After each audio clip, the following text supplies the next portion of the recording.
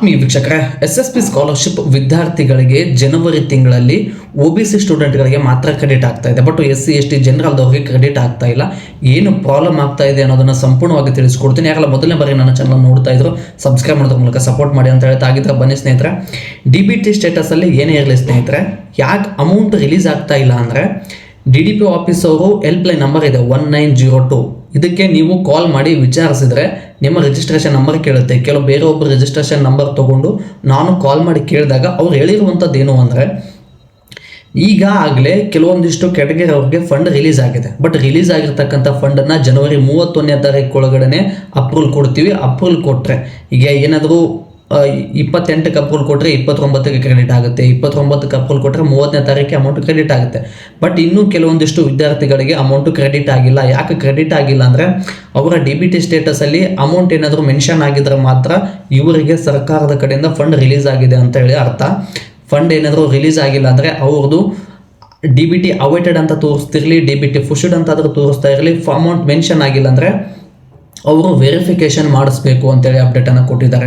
Verification ಯಾವ ರೀತಿ ಮಾಡಿಸ್ಬೇಕು ಅಂದರೆ ಸ್ನೇಹಿತರೆ, ನಿಮಗೆ ಸಂಬಂಧಪಟ್ಟಿರ್ತಕ್ಕಂಥ ತಾಲೂಕು ಆಫೀಸಲ್ಲಿ ಮತ್ತು ಡಿಸ್ಟಿಕಲ್ಲಿ ಆಫೀಸ್ಗಳಿವೆ, ಅಲ್ಲಿ ಹೋಗಿ ನೀವು ನಿಮ್ಮ ಅರ್ಜಿ ಹಾಕಿರ್ತಕ್ಕಂಥ ಒಂದು ಕಾಪಿಯನ್ನು ಅದರ ಜೊತೆಗೆ DBT ಸ್ಟೇಟಸ್ ಏನಿದೆಯಲ್ಲ ಅದನ್ನು ಒಂದು ಕಾಪಿಯನ್ನು ಜೆರಾಕ್ಸ್ ತೊಗೊಂಡೋಗಿ ವೆರಿಫಿಕೇಷನನ್ನು ಮಾಡಿಸ್ಬೇಕು.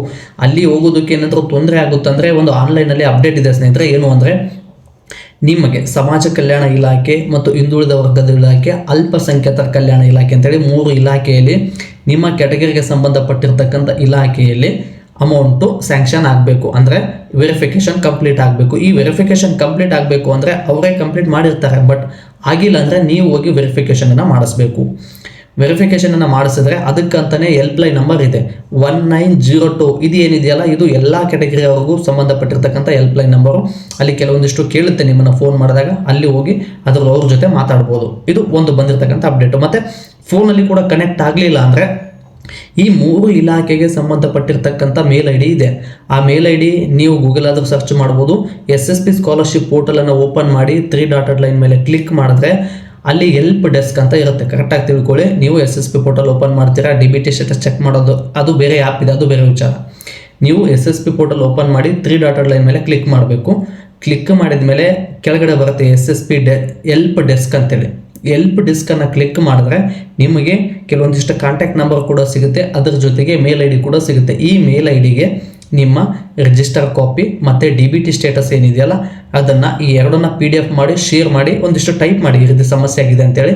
ವಿತಿನ್ 2 or 3 ವರ್ಕಿಂಗ್ ಡೇಸಲ್ಲಿ ವೆರಿಫಿಕೇಷನ್ ಕಂಪ್ಲೀಟ್ ಅಂತೇಳಿ ಅದಕ್ಕೆ ಮೇಲ್ ಬರುತ್ತೆ.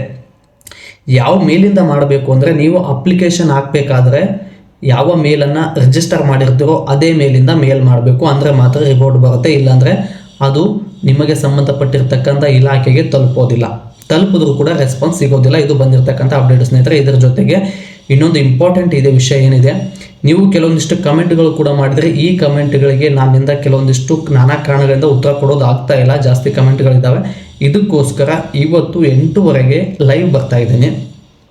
ಇಲ್ಲಿ SSPಯಲ್ಲಿ ನೀವು ಮಾಡಿರ್ತಕ್ಕಂಥ ಎಲ್ಲ ಕಮೆಂಟ್ಗಳಿಗೂ ಸ್ಪಷ್ಟವಾಗಿ ಒಂದೊಂದನ್ನು ಓದಿ ಅದಕ್ಕೆ ಏನು ಅಪ್ಡೇಟ್ ಬಂದಿದೆ ಅನ್ನೋದನ್ನು ತಿಳ್ಕೊಂಡಿದ್ದೀನಿ. ಮತ್ತು ಹೊಸ್ದಾಗಿ ಏನಾದರೂ ಕಮೆಂಟ್ ಮಾಡಿದ್ರೆ ಅದು ಕೂಡ ಫೋನ್ ಮಾಡಿ ತಿಳ್ಕೊತೀನಿ ಏನೇನು ಅನ್ನೋದನ್ನು. ಇದ್ರ ಬಗ್ಗೆ ಸ್ಪಷ್ಟವಾಗಿ ತಿಳಿಸ್ಕೊಡ್ತೀನಿ.